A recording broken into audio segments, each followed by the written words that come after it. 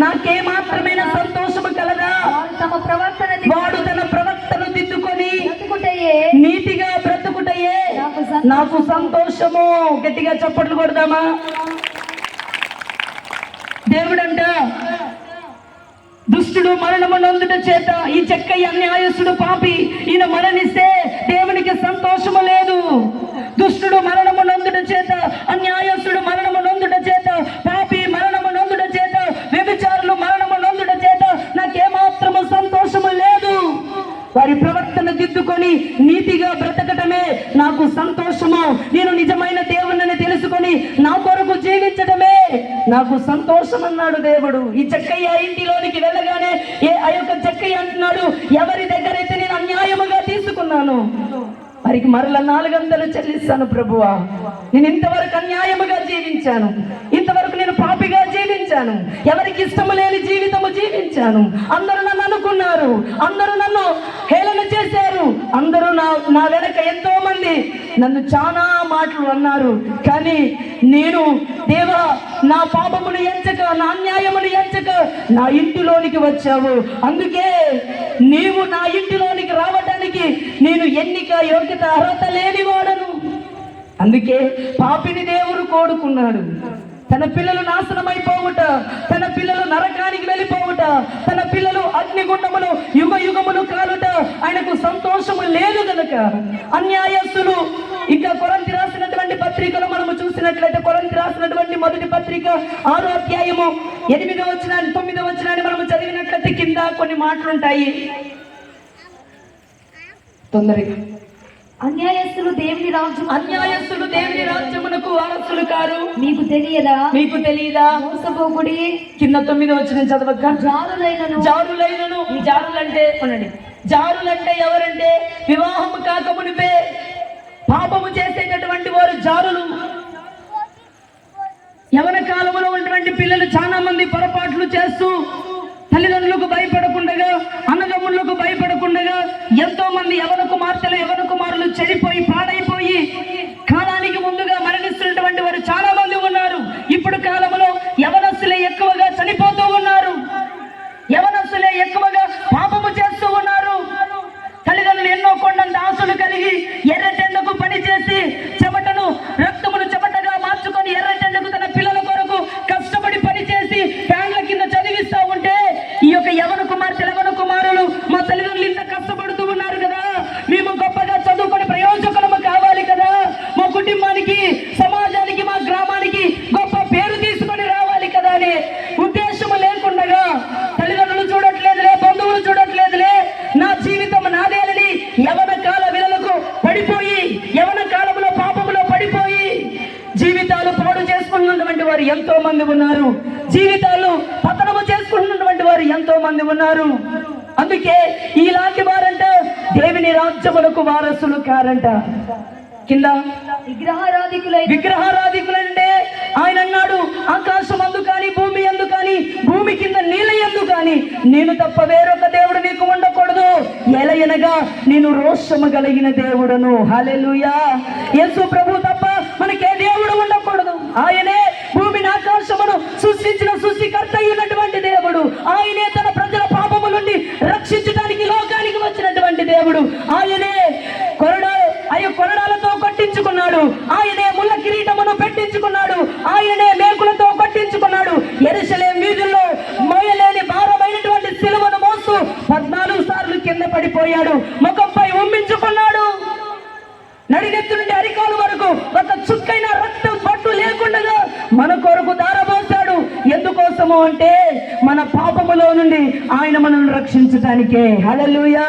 మనల్ని పరలోక రాజ్యానికి తీసుకొని పోవటానికే ఆయన కలువరి శిలువలో ఘోరమైనటువంటి శ్రమలు పొందినట్లుగా పరిశుద్ధ గ్రంథములో మనము చూస్తూ ఉన్నాం. అందుకే మీరు పాంప్లెట్ లో చూస్తూ ఉంటారు, శిలువకు వేయబడిన క్రీస్తును మేము ప్రకటించుచున్నాము. ఆయన ఎందుకోసం సిలువ వేయబడాడో తెలుసా? తన ప్రజల పాపములో నుండి రక్షించటానికే, అన్యాయస్తులను రక్షించటానికే, జారులను రక్షించటానికే, విగ్రహారాధికులను రక్షించటానికే, వ్యభిచారులను రక్షించటానికే, లోకములో సుఖభోగాలు అనుభవిస్తున్నటువంటి వారు, దేవునికి భయపడకుండా జీవిస్తున్నటువంటి వారు, దుష్టులుగా దుర్మార్గులుగా మరణిస్తున్నటువంటి వారిని రక్షించడానికై ఆయన కలువరి సిలువలో మరణించాడు. హల్లెలూయా, చెప్పాలి గట్టిగా హల్లెలూయా. నిజముగా విగ్రహారాధికులు దేవుని రాజ్యమునకు వారసులు కాలేరు. ఇంకా కింద చదివినట్లయితే వ్యభిచారులైనను ఆడంగితనము గలవారైనను. చాలా ఇంకా ప్రకటన ఇప్పుడు చదువుకోదండి. ప్రకటన గ్రంథములో 21వ అధ్యాయములో 8వ వచనములో కూడా మనం కొంతమందిని చూస్తాం. చదవండి తొందరగా.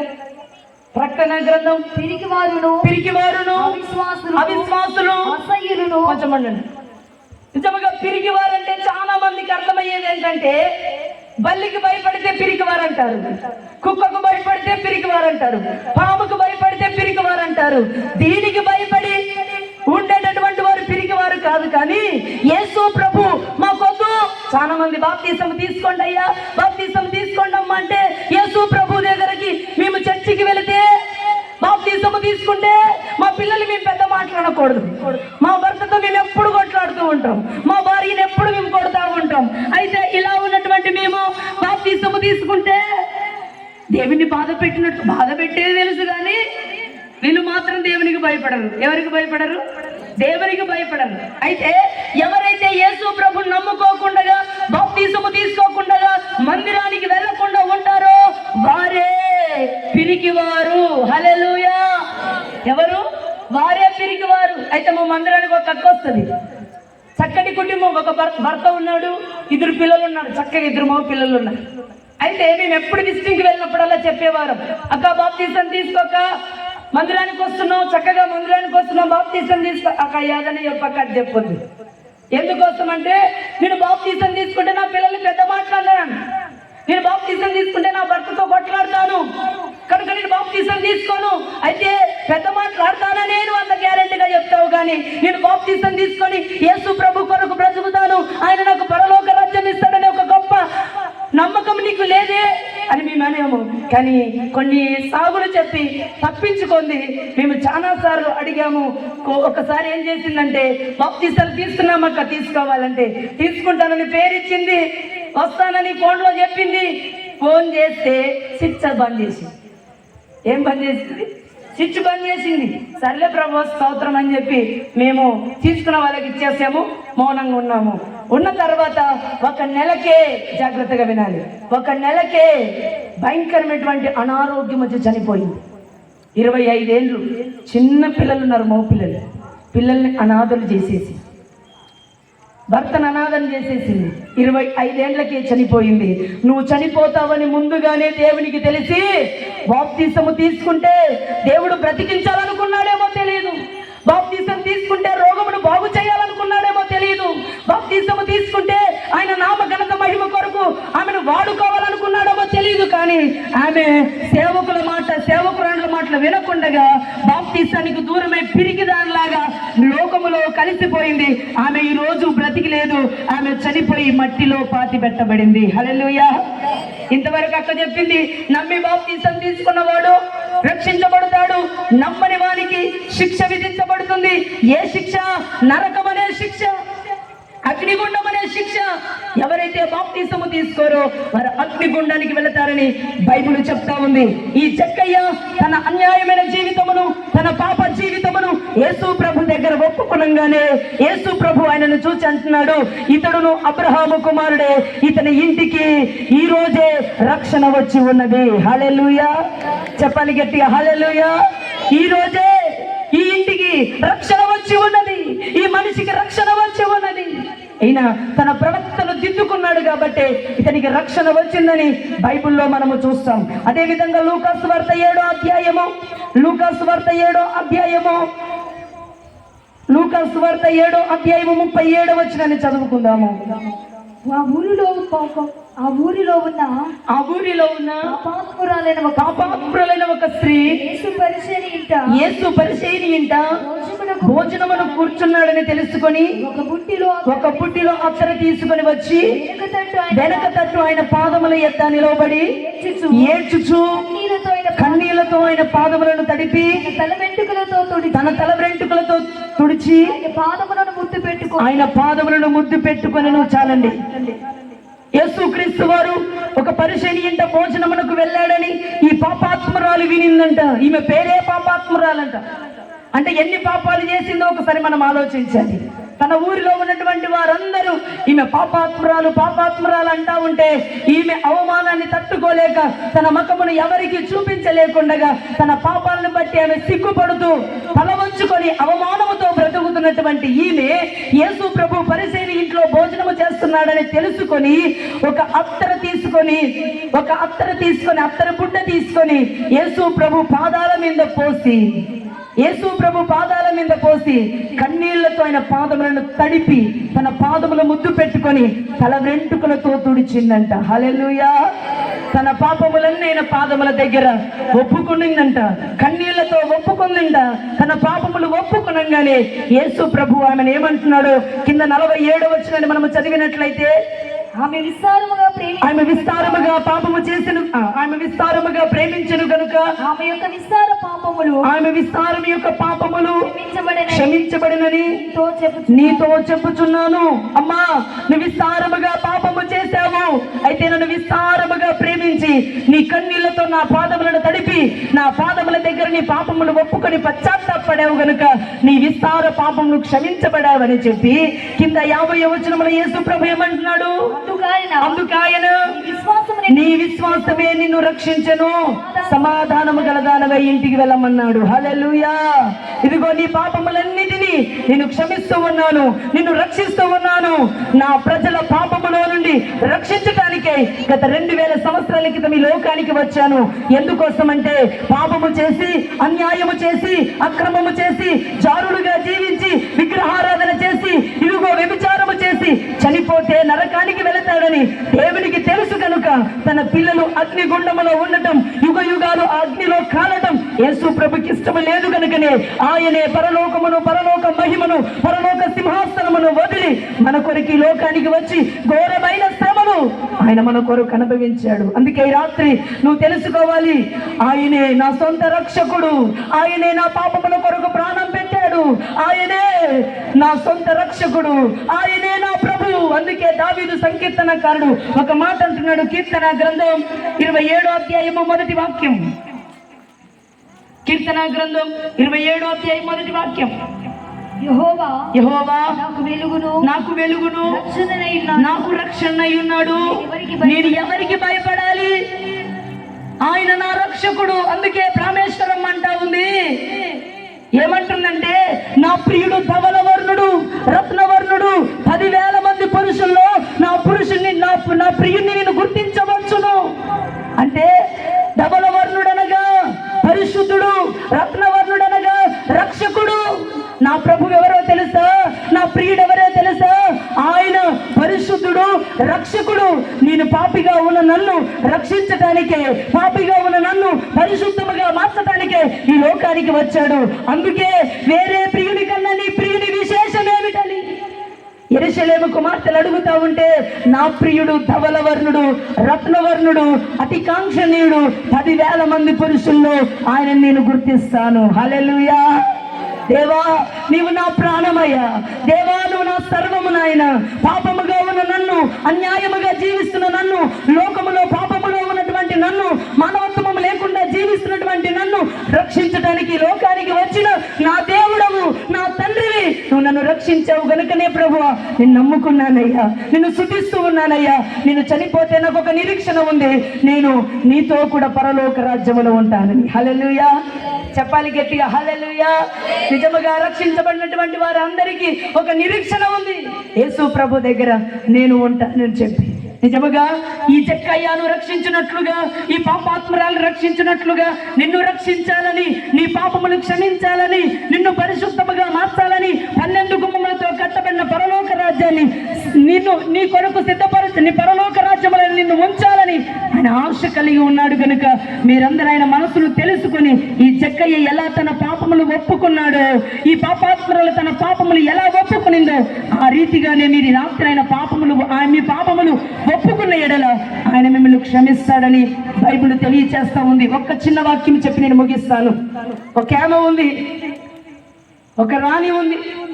ఈ రాణి అంట ఇష్టానుసారముగా బ్రతికిందంట. వ్యభిచారము చేసింది, జారత్వము చేసింది, విగ్రహారాధన చేసింది, నీతిమంతుల్ని చంపేపించింది. రాజ్యముందని, బలగముందని, నేను రానినని, నాకేమి కొదవని ఇష్టానుసారముగా జీవించిందంట. ఇష్టానుసారముగా జీవిస్తే కూడా దేవుడు ప్రేమ కలిగిన వాడు, తన ప్రజల పాపముల నుండి రక్షించటానికి లోకానికి వచ్చి కలవరి శిలువలో మరణించినటువంటి దేవుడు కనుక అలాంటి ఆయనకు కూడా దేవుడు సమయం ఇచ్చాడంట. నా బిడ్డ మారుతుందేమో, తన పాపములు ఒప్పుకుంటుందేమో అని ఆమెకు కూడా సమయం ఇచ్చాడంట. కానీ ఆమె మారు మనసు పొందలేదంట. యేసు ప్రభు నిజమైన దేవుడని నమ్మలేదంట. యేసు ప్రభు దేవుడు కాదనిందంట. యేసు ప్రభు మాట ఎందుకు వినాలి నేననిందంట. గర్వముతో, అహంకారముతో, డబ్బు ఉందని, ఆస్తి ఉందని, బలగం ఉందని, నేను రానినని, నేను ఏమి చెబితే అది జరుగుతుందని ఆమె విచ్చలవిడిగా జీవించినా కూడా దేవుడు ఆమెను అనుక్షణము ఆమె మారు మనసు కొరకు ఎదురు చూచాడంట. కానీ ఆమె మారు మనసు పొందలేదంట. ఆమె ఎలా చనిపోయిందో తెలుసా? 2 అంతస్తులలో నుండి కిందికి దెబ్బగానే ఆమె చనిపోయిందంట. ఆమె రక్తము గోడకు చిట్టేసింది. చిట్టిన తర్వాత గుర్రములతో తొక్కించారు ఆమె శవాన్ని. గుర్రములతో తొక్కించేదే కాకుండా ఊర్లో ఉన్న కుక్కలన్నీ వచ్చి ఆమె శరీరాన్ని పీక్కొని తిన్నాయంట. ఆమెను పూడ్చిపెట్టడానికి ఏమి దొరకలేదు, మాంసం ఏమి దొరకలేదు.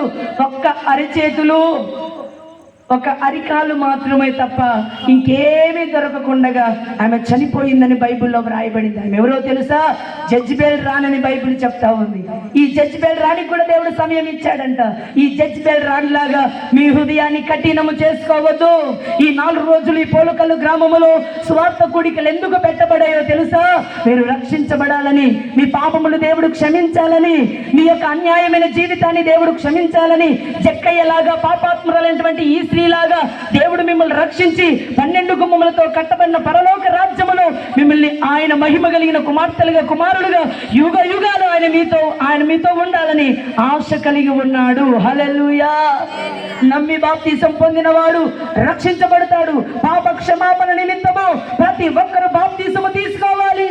ప్రతి ఒక్కరు యేసుక్రీస్తు వారు సొంత రక్షకుడని అంగీకరించాలి. అంగీకరించకపోతే భయంకరమైనటువంటి శిక్ష మనకు పడుతుంది. అగ్నిగుండానికి వెళతాడు. అందుకే షడ్రక్ మేషక్ అబేద్నెగోలు అంటున్నారు, ఏమంటున్నారంటే, ఈ మండుచున్న అగ్నిగుండములో నుండి మమ్మల్ని రక్షించుటకు మేము ఆరాధిస్తున్న, మేము సేవిస్తున్న దేవుడు సమర్థుడని చెప్పారు. హల్లెలూయా. చెప్పాలి గట్టిగా, హల్లెలూయా. ఈ షడ్రక్ మేషక్ అబేద్నెగోలు అంటున్నారు, మేము సేవించుచున్న దేవుడు ఈ మండుచున్న అగ్నిగుండములో నుండి మనల్ని ఆయన తప్పించుటకు సమర్థుడు, శక్తి కలిగిన దేవుడు.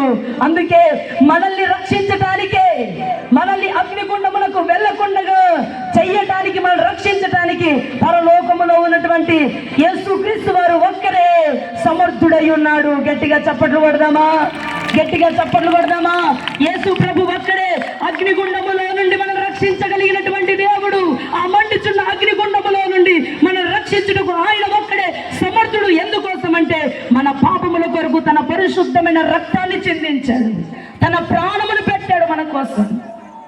అందుకే అపరాధముల చేత, పాపముల చేత మీరు చచ్చిన వారై ఉండగా క్రీస్తుతో కూడా మిమ్మల్ని బ్రతికించాడు. హల్లెలూయా. ఆయన ప్రేమ ఎంత విలువైందో మీరు రాత్రి తెలుసుకోవాలి. ఎలాంటి జీవితం జీవిస్తున్నావో నాకు తెలియదు, ఎలాంటి పరిస్థితుల్లో ఉన్నావో నాకు తెలియదు, కానీ ఈ రాత్రి దేవుడు నీతోనే మాట్లాడుతూ ఉన్నాడు. జక్కయ్యలాగా, ఈ పాపాత్మురాల్లాగా నీ పాపములు ఒప్పుకుంటావా? పశ్చాత్తాపడతావా? బాప్తిసము తీసుకుంటావా? దేవుని సన్నిధికి వెళతావా? యేసే నిజమైన లోక రక్షకుడని, ఆయనే నా పాపముల కొరకు ప్రాణం పెట్టాడని, ఆయనే నా కొరకు కలవరి శిలువలో మరణించాడని రాత్రి నువ్వు తెలుసుకునగలిగితే, 2వ రాత్రి ఈ రాత్రే వస్తే నువ్వు రెప్పపాటున ఎత్తబడతావు. హల్లెలూయా. మహిమ శరీరముతో ఎత్తబడతావు. శిలువలో ఒక దొంగ, అయ్యా నన్ను నీ రాజ్యములోనికి వెళ్ళినప్పుడు జ్ఞాపకము చేసుకోవా అన్నాడు. నేడే నువ్వు నాతో కూడా పరదేశిలో ఉంటావు. హల్లెలూయా. అలాంటి హృదయం నీకు ఈ రాత్రి దేవుడు కావాలని కోరుకుంటున్నాడు. అయ్యా నువ్వు నిజమైన లోక రక్షకుడు అయ్యా. నువ్వు నా కొరకు, నా పాపముల కొరకు మరణించిన దేవుడు అయ్యా. సిలువ ప్రక్కలో ఒక దొంగను నువ్వు కరుణించినట్లుగా నన్ను కరుణించవా అని రాత్రి నువ్వు దేవుణ్ణి అడగగలిగితే ఆయన నిన్ను మోక్షమునకు చేరుస్తాడు. హల్లెలూయా. ఆయన నిన్ను కరుణిస్తాడు, ఆయన నిన్ను రక్షిస్తాడు. ఎందుకోసమో తెలుసా? ఆయన నిన్ను ప్రేమిస్తున్నాడు. ఆయన రూపములైన పోలికలో ఉన్నటువంటి దేవుని బిడ్డవు నీవు దుష్టత్వములో ఉండి మరణించి పాతాళానికి వెళ్ళట ఆయనకి ఇష్టం లేదు కనుక మీరు దేవుని విలువ తెలుసుకొని, దేవుడు నా సొంత రక్షకుడు, ఆయన నా ప్రియుడు, ఆయన నా ప్రభు అని ఆయన కొరకు నువ్వు జీవించినట్లయితే ఆయన కూడా నిన్ను పరలోక రాజ్యానికి తీసుకొని పోతాడు. దేవుడి వాక్యమును దీవించి ఆశీర్వదించును గాక.